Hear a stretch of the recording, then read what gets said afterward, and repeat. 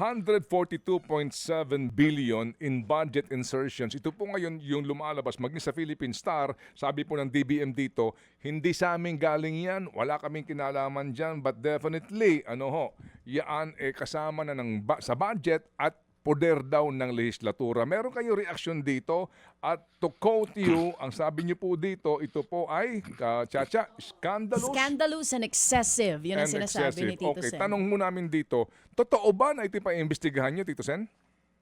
Yes, paiimbestigahan talaga natin yan sapagkat talagang baka kung merong better word than scandalous, baka yun ang gamitin ko. Hindi, wala na akong naisip nung at that very moment. Sapagkat, tingnan mo naman yung, katulad yan, sinasabi ng DBM, talaga nandun yan.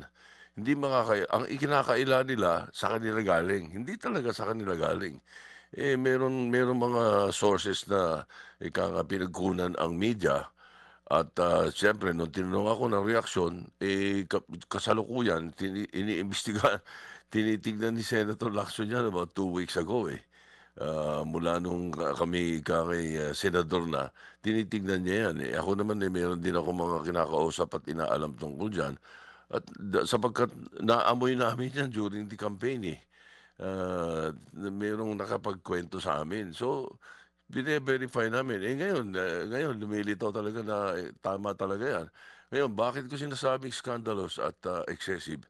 Kasi kung ang mga senador, yung NEP muna, yung NEP budget ng presidente aakyat sa Congress. Pag pinadala sa Congress, yung Kongreso, i-tweak yan, may mga gagalawin, may kung ano-anong gagalawin dyan na sa tingin nila dapat, yung iba nagpapaalam sa presidente, yung iba hindi. Aakyat sa Senado ngayon. Pag aakyat sa Senado, okay na. Ito ngayon, may mga amendment sila, may kanya-kanyang amendment yung mga senador. Okay lang yan kung institutional amendment.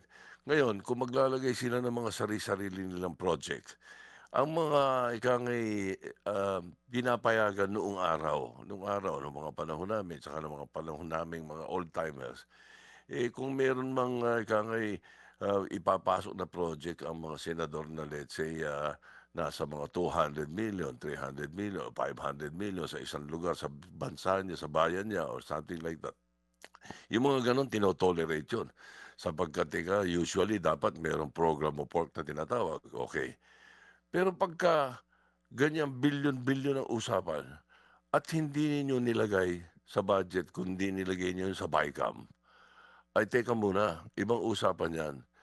Malalang pork barrel ang tawag dyan. Hindi ba? Kung pinag-usapan ninyo sa floor yan, pinasok ninyo dahil amendment ko, kailangan ko ng isang airport sa ganitong lugar.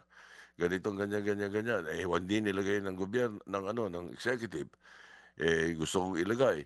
Yung mga ganon, baka matanggap ng kapwa senador yan. Hindi ko maintindihan kung paano nangyari ito.